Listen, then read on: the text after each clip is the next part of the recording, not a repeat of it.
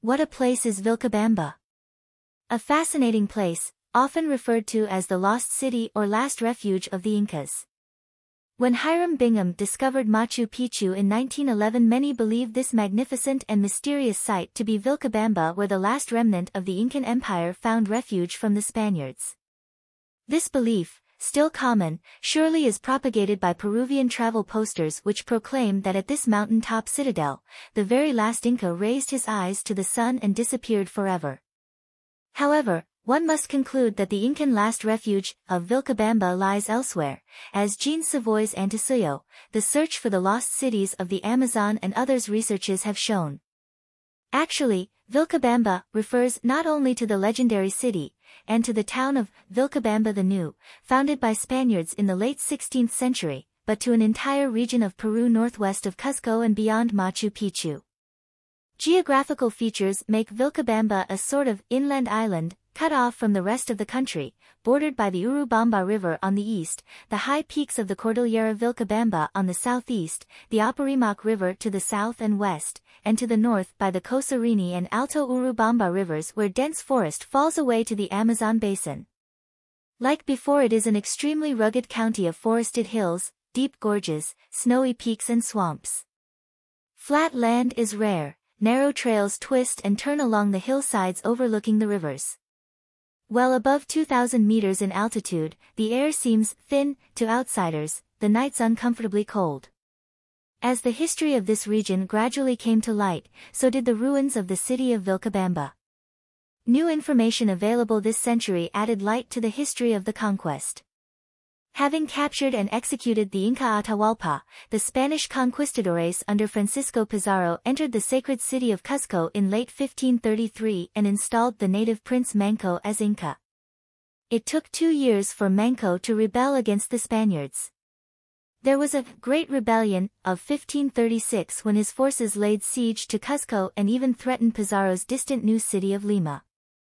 Manco set up headquarters during the first year of his rebellion at Calca, in the Yucay Valley north of Cuzco. He then moved to the massive fortifications of Ollantaytambo just northwest of this valley, but he soon realized, however, that proximity to Cuzco made Ollantaytambo vulnerable to the Spanish cavalry. Then, in mid-1537 he sought out a less accessible refuge.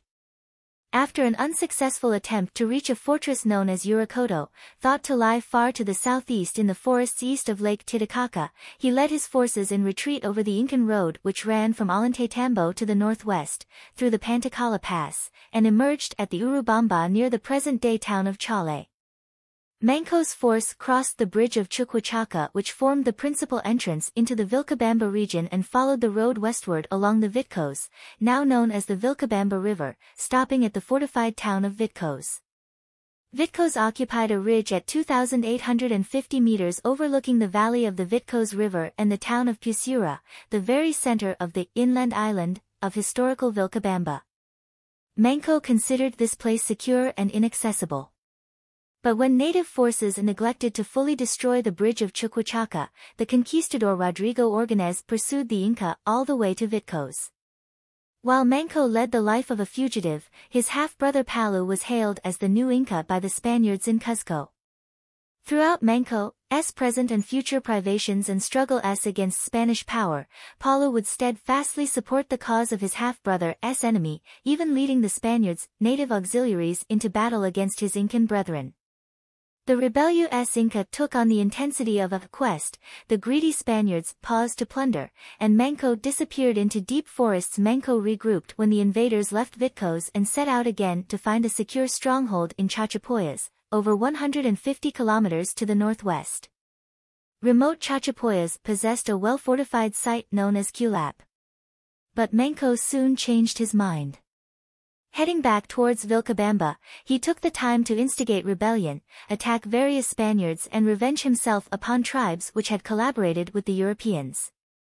These acts, together with renewed uprisings in the Lake Titicaca area in 1539, signaled the beginning of Manco's second rebellion. Spaniards in Peru had long been embroiled in their own civil wars, but by 1539 their military successes had put an end to native hopes of pushing the Christians to the sea. Manco returned to Vilcabamba, determined to find a more secure refuge there. To this end he moved his headquarters to the far side of the watershed which separates the Vitcos Valley to the east from the Pampaconas Valley to the west. Crossing the nearly 500 m high pass of Colpacasa, he continued down the valley of the Pampaconas Concevidayoc River and beyond into the deep forests to the west-northwest. Here, in an area now known as Espiritu Pampa, Manco established his last refuge, his city of Vilcabamba. Some form of settlement, perhaps even a commercial center for jungle produce, may have already existed here. Manco now transformed it totally. At 340 m, far below that of any other Incan city, he built his capital city, replete with palaces, temples, stone dwellings, streets, canals, bridges, fountains and squares. Spanish-style roofing tiles atop some of its buildings show that this was an Incan city partly built after contact with the European invader. In April 1539 a Spanish force under Gonzalo Pizarro reached Vitcos, but the harsh topography forced them to abandon their horses as they marched west over the pass of Colpacasa and on down through the Concevidayoc Valley.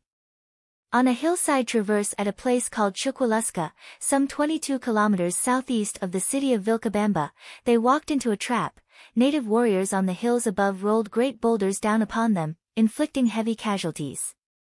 Only by climbing higher were the Spanish able to outflank their attackers, capture Chuquillusca and defeat Manco. Manco barely escaped by swimming across the Concevidayoc and hiding in the deep forests. The Spaniards captured Manco's wife and various Incan nobles.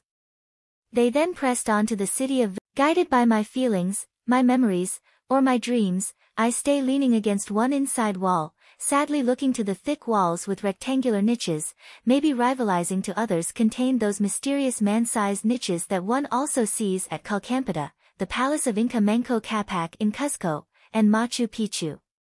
Pushing further into this eternal ruins, where reality cultivates memories, I come across large boulders placed square in the middle of what was once a street where, in the words of the guide, the tomb of Manco Inca was comprised. A tomb for an Inca. Strange feelings of awe and pain, sadness and rage, walking ahead through that dark and moldering site which one day was the last home of the Incas. The night followed me from the ruins, our mule driver left us without saying anything. He would go no further and we were alone, considering if the bridges up north really were too rickety for his mules or if superstition and fear were leading the guides back home. We crossed the first bridge alone without being able to persuade them to go as far as they could. The guides were leaving hurriedly out of Espiritu Pampa, revealing in me the image of Tupac Amaru's dramatic escape from Vilcabamba, disappearing into the forest. The night was full of strange sounds and sleepless we left almost at dawn. Without mules, it promised to be rough going but the first rays of the sun brought clarity to minds and warmed hearts, bringing hope. We set off early the next morning, eager to make as much time as possible. The first bridge was dangerous indeed, but so are all the others. Our backpacks were heavy and the path was difficult. Soon we seemed exhausted and we were slipping more than expected. We made our way through the grassy grazed land found to the immediate east, towards the Palalepis forest, on the edge of forest, on the eastern side of the valley. The upper Potreros forest, on the north-facing mountainside, above the main Potreros forest, following the grazed slopes in the central valley on the east side of the river, grazed slopes at the topmost eastern portion of the valley, grazed slopes towards the top of another valley, further down gully from the large Palalepis forest, which species is so common in both the heavily grazed and fairly undisturbed Puna tussock and the heavily grazed Puna grasslands of both the Cordillera Urubamba and Vilcabamba, appearing to be unpalatable to livestock. Flowers observed to be visited by beetles and bees. And we went through the grazed slopes in the central valley on the east side of the river where the woody shrubs almost 3 meters high forms dense thickets. Over the next few days we continued in a northeasterly direction, where we could find Rio San Miguel, a stream in Cuzco Department that has an elevation about 900 meters, situated nearby to Chuanquiri, and after passing through the village, we made our way through numerous small hamlets until we finally saw a dirt road to Quillabamba, the capital of the Province La Convention, a long, bumpy road to Quillabamba. From there we took the train to Cuzco. Someday some way we will really return to Cuzco, the navel of the Inca Empire. The day we will complete our reality with the joy that comes with fulfilling our dream. If the Incas are right, the prophecy of return is about to be fulfilled, in 2033, when Pachacuti will complete 500 years of destruction. To continue following this fantastic search for Paititi and the return of the Inca, subscribe to this channel. Like, comment and share. Inca greetings.